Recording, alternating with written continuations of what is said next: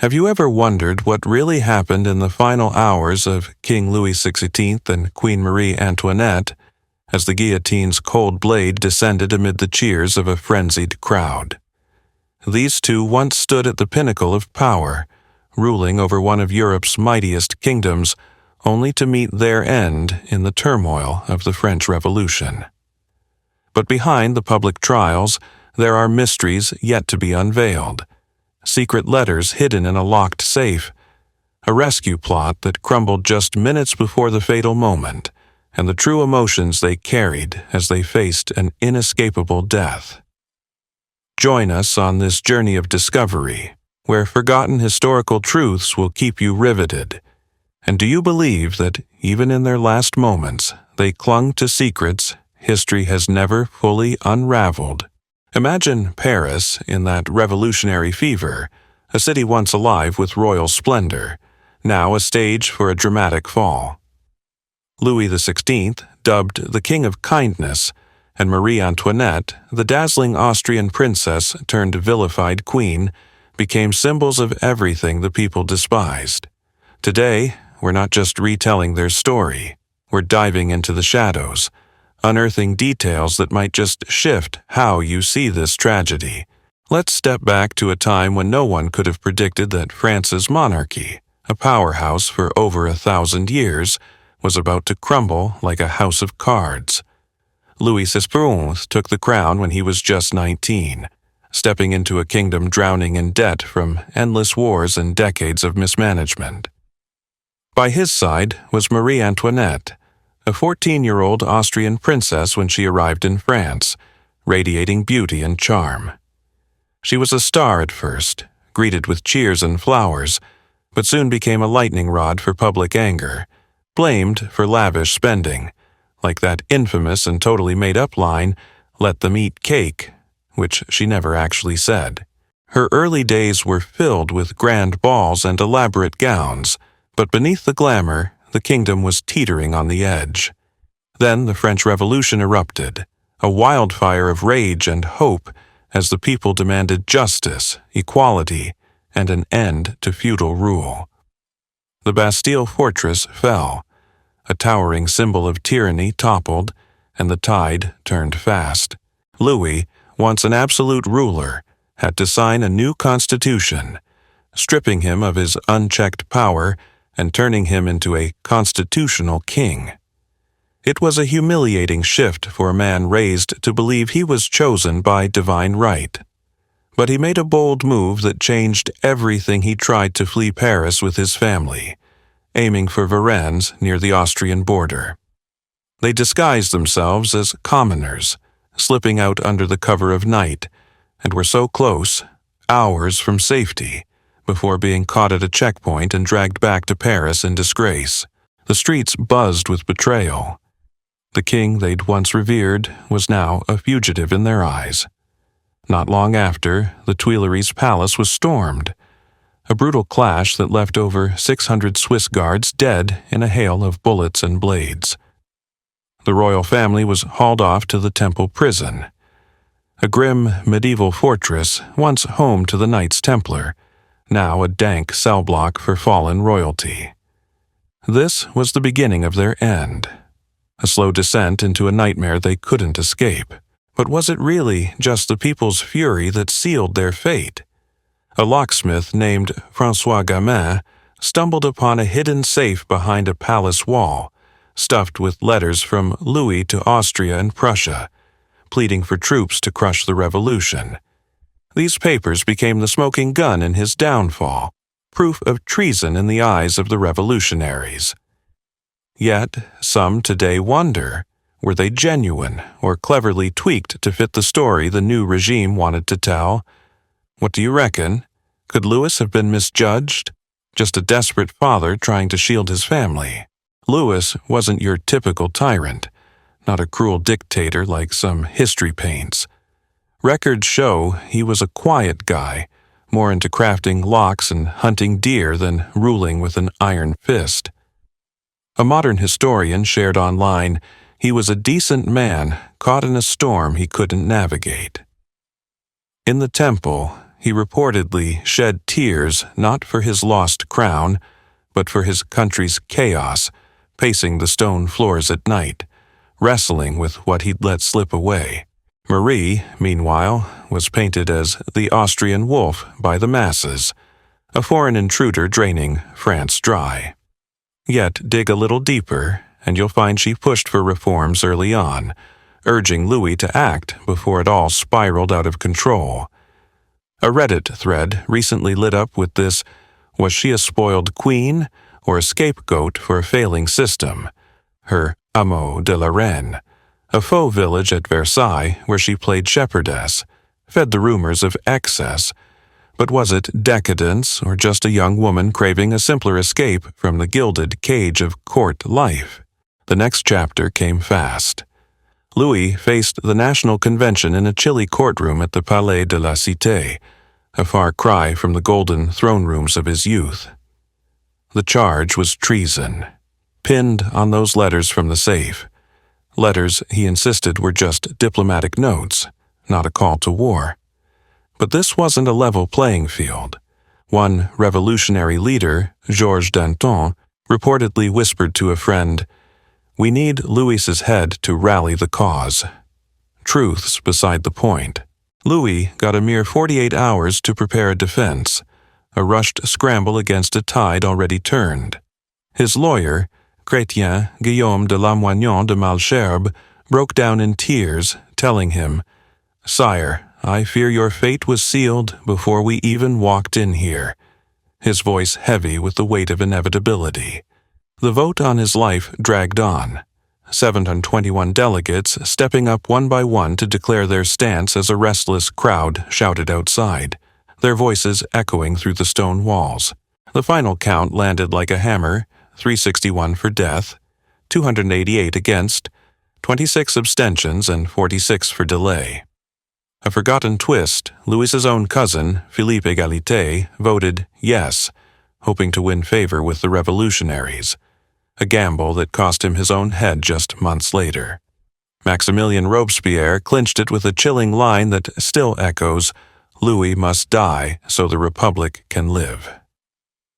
Online today, folks debate, was Robespierre a visionary forging a new world, or a power-hungry puppet master pulling strings? Paris woke to a tense, frosty dawn, the air thick with anticipation.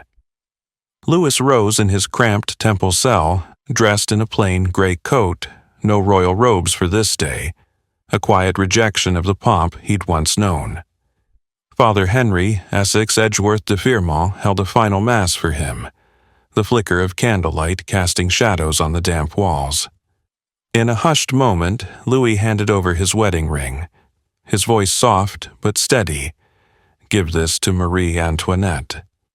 Tell her I've always loved her." He also passed his royal seal for his son, Louis Charles, a fading dream of legacy he knew would never bloom.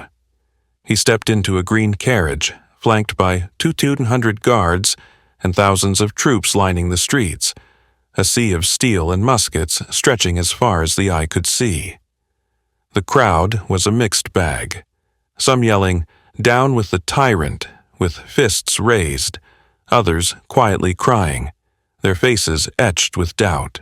At Place de la Révolution, he shed his coat, refusing to have his hands tied until the last second, a final act of dignity from a man stripped of everything else. He tried to speak, stepping forward with a calm resolve, "I die innocent. I forgive my enemies and pray my blood doesn't curse France." But drums rolled loud, a thunderous beat drowning him out, leaving his words lost to the wind. Historians still wrestle with it. Was it a random clash of timing, or a calculated move to silence any chance of sympathy? The blade fell swift and sharp. His head dropped into the basket, blood pooling on the wooden platform, a stark red against the gray morning. A soldier held it high, and the crowd roared, "Long live the Republic!" A cheer that shook the cobblestones. But there's more to this moment than meets the eye. Just minutes before, a rescue plot unfolded in the shadows. Baron Jean de Batz, a royal loyalist with fire in his veins, led a small crew to ambush the convoy, their hearts pounding with the hope of rewriting fate. It fell apart fast. One man was nabbed, spilling the plan under pressure, and 3 died on the spot, their blood staining the streets. De Batz slipped away into the chaos, a ghost vanishing into history. Online, people muse, was foreign help, like England or Austria, backing him up? Could it have changed everything? Imagine for a second. What if that rescue had worked? Where might France be today? Louis wasn't built for chaos, not like the bold kings of old. Raised in his brother's shadow, he was seen as soft next to his flashy grandfather, Louis XV, a man of charisma and conquest. Yet in those final hours, he showed a quiet grit that surprised even those closest to him. Edgeworth wrote, "He didn't flinch, not once, his pen capturing a strength few had seen before." Louis even cracked a faint smile, musing about his son. "I hope he'll be stronger than me," a father's wish whispered in the dark. But beneath that calm exterior was a man weighed down by regret, haunted by the knowledge he'd left Marie and the kids exposed to a merciless storm. A lost letter from prison reportedly apologized for his weakness, a rare peek at a king wrestling with his own failures. A history fan online recently said, "Louis wasn't evil, just tragically out of his league," a sentiment that lingers as we look back. After Louis's fall, Marie Antoinette became Widow Capet in the Temple prison, her world shrinking to a tiny damp cell with a wooden bed and a rickety desk. Her hair turned white, not from age, since she was only 37, but from the crushing grief and stress that consumed her. She was torn from her children. 8-year-old Louis Charles sent off for re-education by revolutionary hands, and 14-year-old Marie-Thérèse allowed only fleeting visits through the bars, their small hands reaching but never touching. A guard once caught her clutching Louis's old coat, tears streaming down her face as she whispered their names, her voice breaking in the stillness. She was moved to the conciergerie, a place grimly known as the guillotine's waiting room, where she became prisoner 280, her royal titles stripped away like dust in the wind. She battled fevers and coughing fits, her body frail but her spirit unbroken. She refused to bow her head, even to the guards who taunted her. Here's a hidden twist: she smuggled out letters, written in invisible ink to dodge prying eyes, begging her brother, Emperor Leopold II of Austria, for help. Those desperate pleas never made it, likely snatched by revolutionary spies lurking in the shadows. Where they ended up remains a question mark, a thread lost to time. Marie stepped into the Palais de la Cité courtroom, frail but fierce, dressed in a simple black gown, her eyes blazing with a fire that hadn't dimmed. The charges piled up treason, plotting with foreign enemies, draining the treasury dry. Then came the shocker that stunned even the hardened crowd. Prosecutor Jean-Baptiste Fouquier-Tinville read a statement from Louis Charles, forced under duress to claim she'd mistreated him in ways too cruel to fathom. The room erupted in jeers, a cruel chorus of mockery, but she rose, her voice trembling with fury. "I appeal to every mother here. Could you bear such a lie?"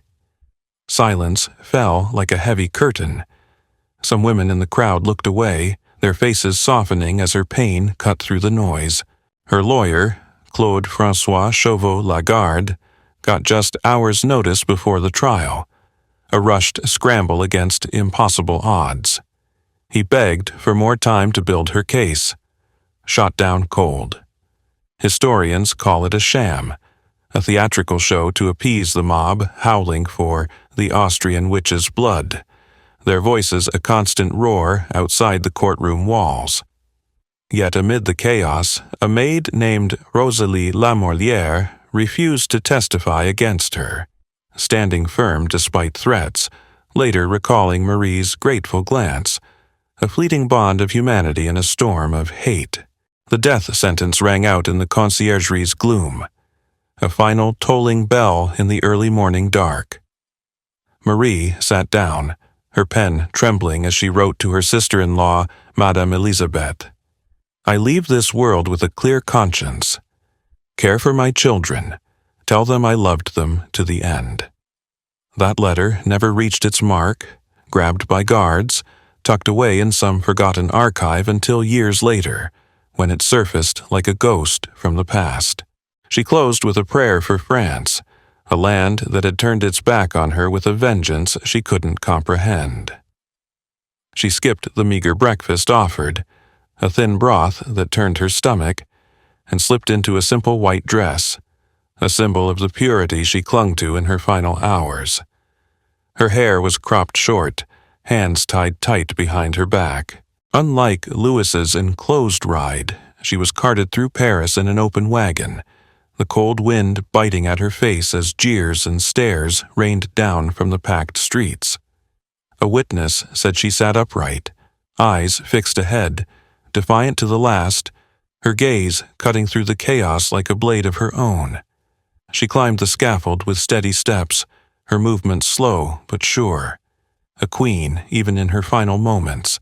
Stepping on the executioner's foot by mistake, she murmured, "Pardon me, sir, I didn't mean to." Her voice soft but clear, a quiet, human note that stood in stark contrast to the villain the revolution had painted her to be. The blade dropped, swift and final, and the crowd roared, a tidal wave of sound that shook the square. Some turned away, unable to watch as her head fell, a fleeting shadow against the gray sky. As we go on, what strikes you? Did Marie deserve all that venom, or was she a woman misunderstood by a world set against her? Marie wasn't the reckless spendthrift of legend, not the heartless figure from the pamphlets that flooded Paris. Her letters reveal a different story. Tears shed for starving peasants, pleas to Louis for reform that fell on deaf ears until it was too late. Trapped in a gilded cage of court life, she became the fall guy for a system already broken beyond repair. In prison, her anguish was a mother's, losing Louis, fearing for her kids with every breath she took. That last letter was pure heartbreak and pride, a testament to a woman who refused to let her spirit be crushed. A guard said she sang an Austrian lullaby the night before, her voice trembling through the cell, a fragile tie to her childhood amid a despair that threatened to swallow her whole. An online commenter recently reflected, "She was flawed, no doubt, but the hate went way too far," a thought that echoes as we look back on her fate. The executions slammed the door on France's feudal monarchy, a thunderous end to centuries of royal rule. They kicked off the Reign of Terror, a dark chapter where over 17,000 heads rolled under the guillotine, the streets of Paris stained with the fallout. Europe took notice. Tensions with Austria and England flared, sparking the First Coalition War, a clash that reshaped the continent for decades to come. But was justice truly served? A historian posted recently, they were scapegoats for a revolution that needed blood to survive, a perspective that lingers in the air as we sift through the ashes. Their son, Louis Charles, lingered in the temple after his mother's death, torn from his sister and thrust into a nightmare of his own. At just 8, he was brutalized into testifying against Marie, locked in filth and darkness until his death at 10, or so the official story goes. Some believe he was poisoned, a quiet end to a royal line. Others think he was swapped out, the lost Dauphin slipping away to fuel a century of myths and whispers. Dozens claimed his title in the years that followed, stirring endless debate across Europe. Did he really die in that cell, or somehow escape the jaws of history? It's a question that tugs at the imagination, a thread we can't quite tie off. Marie-Thérèse, their daughter, survived the ordeal, freed and sent to Austria after years of captivity, But she carried scars she never shared, a silent witness to her family's ruin. She lived on until 1851, a relic of a lost era, her lips sealed about the horrors she'd endured. And then there are the mysteries that refuse to fade. Were Louis's letters real proof of treason, or forged to frame him in a kangaroo court? Lost records from the Terror leave it murky. Some guess his aides penned them without his knowledge, a betrayal he never saw coming. Was de Batz's rescue a lone shot in the dark, or backed by foreign powers like England and Austria, eager to turn the tide? Hints of outside ties flicker in the archives, but the full plan remains a blank slate, a what-if that teases the mind. And what about Louis Charles? How was that little boy forced to slander his own mother? A guard later claimed he was kept in darkness for months, beaten until he broke and parroted the lies they fed him. His small voice twisted into a weapon against the woman who loved him most. What really happened in that cell, behind those stone walls, is a truth we may never fully grasp.